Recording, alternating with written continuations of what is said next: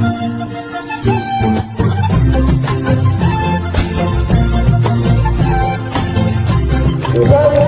त्वं कल्याणम् आरोग्यं धनसम्पदः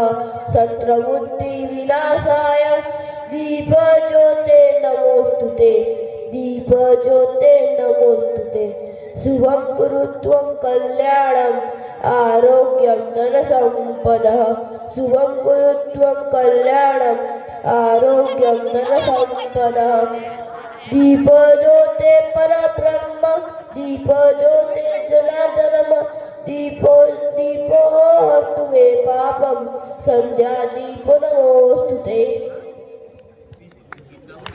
वासुदेवसुतं देवं कंसचारुणमर्दनं देवकी परमानन्दं कृष्णं वन्दे जगद्गुरुम् यदा यदा हि धर्मस्य ग्लानिर्भवति भारत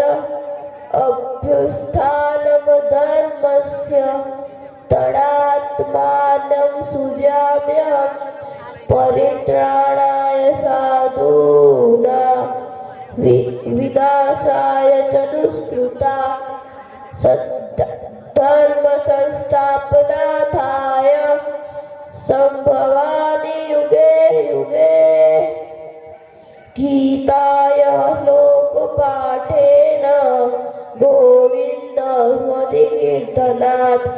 साधुदर्शनमात्रेण तीर्थकोटिफलं लभेत्।